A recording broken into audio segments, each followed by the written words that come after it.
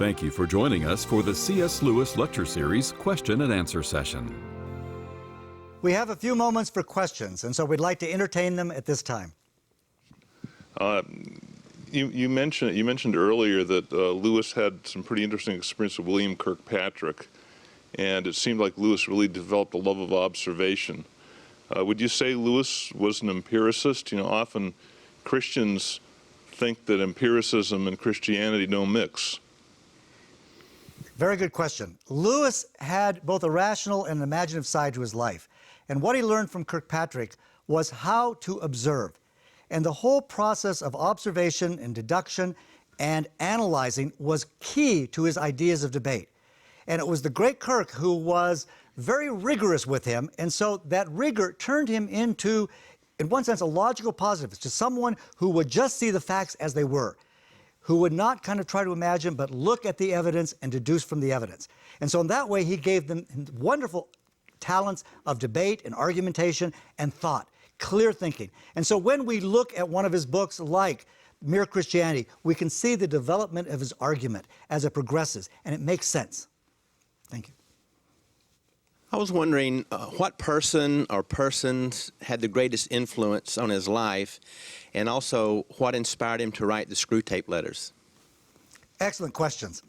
On the first question, he was influenced by so many great people, from Edmund Spenser, who wrote The Faerie Queene and Dante, most medieval and Renaissance authors. And then we look to more recent people like G.K. Chesterton, who was this very comic Roman Catholic journalist. And he saw him as one of the sanest men alive. Jane Austen, he found her comic faith just so quiet but steady there. And he was able to take all of these kind of wonderful literary sources and make them part of his life. Of course, when you read the Chronicles of Narnia, he is always complaining that our children today are not being taught to read Plato. He says, what are they teaching them? Everything begins with Plato. And when you begin to read Plato, you see some of the echoes of Plato in the Symposium and the festivities in Lewis. Lewis enjoyed both pagan and Christian literature. And there were some wonderful kind of Christians like William Law and Richard Hooker and great kind of devout, pious people who influenced him as well. So anything he could read, I think, influenced him. George MacDonald and his fairy stories. And as we mentioned, Charles Williams and J.R.R. Tolkien, his friends, shaped him in the immediate. But then Joy Davidman, too, bringing that great Jewish wit in, I think helped him. On the second question, the octogenarian said, it was okay. On the second question, how the Screwtape Letters got started is a hilarious story. His brother, Warnie, had been just rescued from Dunkirk. And while he was over in Dunkirk, he had gotten ill, and so he was writing him a letter. And he wrote it kind of on a Saturday night thinking, some things are going through my mind. And he was listening to the radio, and Hitler was speaking on the radio. And he says there's something just so compelling about his voice that even if you radically disagree with what he's saying, if someone says something with such confidence, you wonder, is he right? I mean, there was such passion there, and we believe people who speak passionately, even when we know it is wrong. And so bothered by that whole speech of Hitler and the persuasive power, he was in church the next Sunday, the Anglican service at Headington, and while he was sitting there, he does what all of us do sitting in church, you kind of wander. And his mind was thinking about devils of all places in the church. And he began to think, what if I wrote a letter, everything topsy-turvy, of one devil talking to another about temptation, of how you can bring someone into our camp. The enemy was God. And so as he was sitting there, he thought, I will write this inversely. I will write this in such a way that I will turn around everything I'm saying. And he saw it as a way to really communicate to an audience that was so addicted to satire, that loved to kind of see things in an odd way. And so he created Screwtape and Wormwood, and the rest is history. Good question. Terry, I have a question about the details that go behind his conversion to Christianity, and also any passages that were of significance to him, and then how he shared that with his family members and how he took the gospel to his peers. Good question. His own conversion, again, we go back to the story of Tolkien and Hugh Dyson as they walk on Addison Way in Magdalen College. And there were many ideas that were kind of forming in there. The key for him was believing in the incarnation of Jesus, that this man was a God, that he was this kind of wonderful myth of a God that would come and die and come back to life. And so in the incarnation and the resurrection, he saw the proof of Jesus. And he had read enough in Western literature, as we mentioned, that everything kind of already contributed to his theology, nothing specific. He had read enough of Chesterton, and Chesterton was an explicit journalist on his Christian faith. It always kind of informed everything he did. And so he would take all of these parts together, and he became a Christian. It was a process, I think. He would then go to his church every Sunday morning for Rite One and memorize the Psalter. The Psalms became such a part of him, and the Gospels and the readings. And so this part of literature began to shape him. Wardie was right there with him. I was just kind of walking along, and it was easy when you're friends to find the same interest. And so it wasn't kind of a radical conversion for him. Minto, whom he lived with, never became a Christian, sadly. His life was there as kind of a quiet presence among her. The others that he would come in contact, many of his colleagues at Oxford would mock him for being a popularizer of the Christian faith and would not give him a hearing.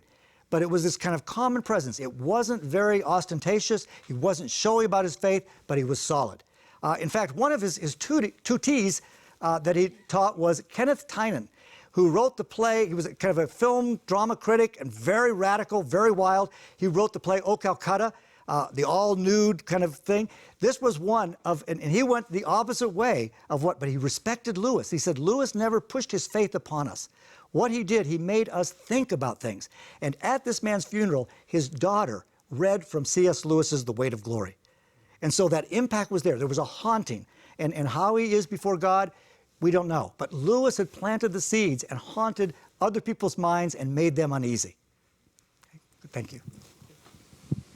Thank you. Terry, many of our classic children's tales, stories, most recently Harry Potter, movies, books, Wizard of Oz, the classics, all tell great stories but use the magic and the occult device to get the message across.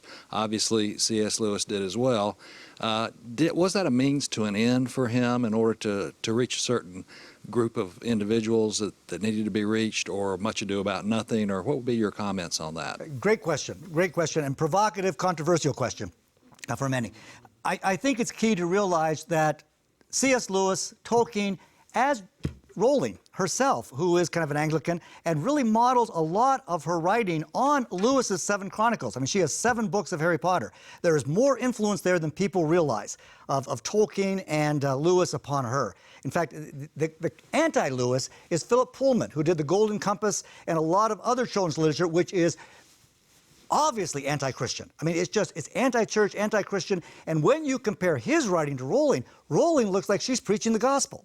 It's also interesting in Rowling, the Harry Potter series, that many other children's books now talk about the winter break and the spring break. She talks about Christmas and Easter. That is a radical decision to plant those ideas in the midst of this kind of magical world. But Lewis felt that children's literature is the best way to sneak past the sleeping dragons that are out there, all the censors. If you want to get into a child's imagination, you do it with children's stories.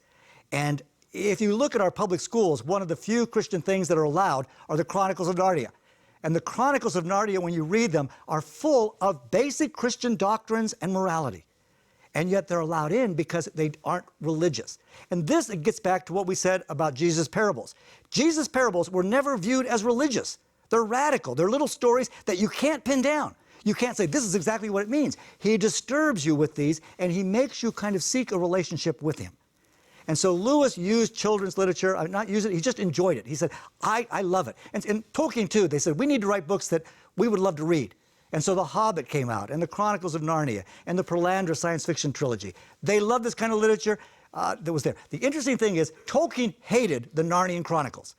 He thought they were slapdash, that they were just rough. Lewis would just write one draft, and that was it. And so Tolkien looks and says, you put fawns and Father Christmas together in the same story. You know, you've got these different German myths and Greek myths and all of these. How can you do this? This isn't pure. And he took so long to get, as we mentioned, the Lord of the Rings out, that Lewis would just kind of flip them off, one a year, you know, and it just frustrated Tolkien no end. But great friends, and also both understood that perhaps one of the best ways to get into a child's imagination is through these fairy stories. And they really kind of work on your heart, and they change. The Beauty and the Beast, you begin to realize this is what we're all called to do, that God comes and kisses us and changes us from beasts into beauties. And so they're wonderful stories all the way through that Lewis saw. He loved Beatrix Potter. He loved Kenneth Grahame, the Winnie the Pooh stories. Just so much children's literature he collected and he talks about it in different ways. But he found it fun to read and then even more fun to write.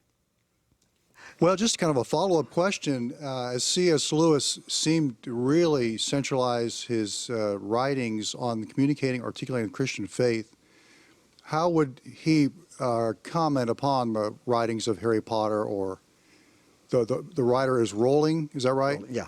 What would his feeling be in the regard of those types of writings? Yeah. Again, of a good conjecture. Basically, I'm going to conjecture here. I'm going to surmise because I don't know what Lewis would say. But from my reading of Lewis, when Lewis wrote the Chronicles of Narnia, he did not want to create an allegory. He did not want to create a Christian book. That was the farthest thing from his mind. What he did, he was sitting around and had an image of a lamppost in the middle of winter. And then he saw this fawn carrying packages. And these images popped into his mind, and he had no idea where they were going. And the story started rolling along, and then finally, Aslan, this lion, comes bounding in, and he didn't know who this lion was or what this lion was about, but he came into a story. What that tells me is that, first of all, Lewis was so comfortable with the idea of a redeemed imagination that he didn't have to force things. He believed the Holy Spirit works not only on our rational minds, but on our imagination. And if we are steeped in the Scriptures and in the tradition of the church, if we're learning these things, we find that out of us flow these living waters of images that we can trust, even if they look magical or they look scary or anything else. And so he allowed them to come. What I think he would say after kind of creating his own stories is he would look at the moral universe of Harry Potter and say, this is very moral. There are consequences to evil, and that everyone has within them both seeds of goodness and seeds of evil. And Harry Potter is not kind of a hero. He is someone who is human and fails in so many of his relationships and his tasks. And yet what happens? There's something beyond Harry Potter which rescues him. And it's not just magic. There is more than magic when you read it. And I think you'll find that at the final book, the final film's coming out later on, but the final book is the theme of sacrifice, of giving your life for another, which is the core of the gospel. And so Rowling is getting there, and she has been able to kind of usher in a whole new group of readers who are anti-Christian into Christian themes. And it allows a conversation, I think, to go back to the real source. That's my opinion. Do you think that he would, if he were still living and writing today, that he would be a controversial figure within the church, or would we see him more of an orthodox figure? Good question. I think he would remain orthodox. I think he would eschew any kind of media. He would not have himself put on DVD. He would be someone who felt called in all of his humility and all of his talents to be prophetic, to write. He was called to be a writer. His discomfort with the radio, just the radio, and he was able to be a kind of explicit Christian, would limit him. He would look at television and say, no, who wants this kind of ramshackled, kind of rumpled old man whose shirts are getting all over and tweed jacket that's worn out on there? He is not a media celebrity. He would not even be on Fox News, okay? He is someone, I think, who said, I'm called to the academy, I'm called to write and to think and to help students, even though he hated teaching. No, he hated students. In fact, you look at that Hideous Strength, and he has this professor there, and he says, oh, here comes another student who is going to say, Jane Austen was born, and tell a whole story. What happened in one class I taught on C.S. Lewis at one place that I won't mention, I got all these papers in of sources on Lewis, people who had influenced Lewis, and every single one of them began, Shakespeare was born, Edmund Spenser was born.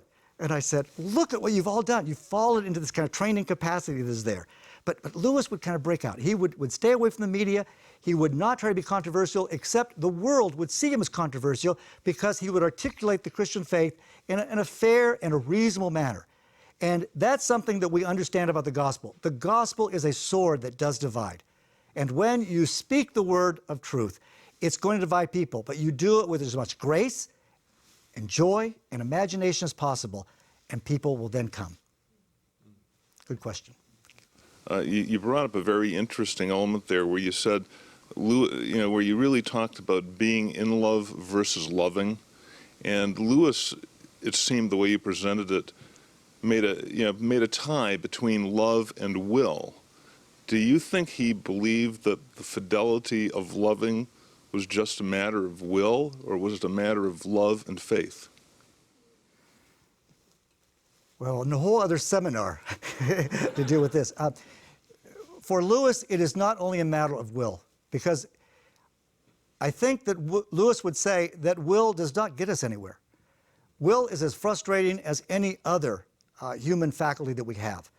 That you also, at the base, you have to have the faith that God's Holy Spirit is working in you to work and to will His good way.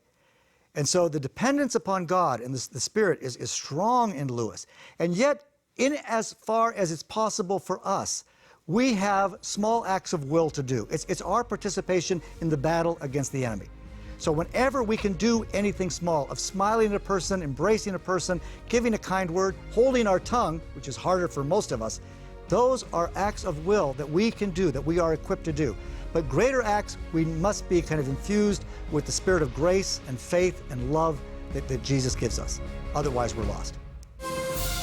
This concludes the C.S. Lewis Lecture Series presented by the Charles Stanley Institute for Christian Living.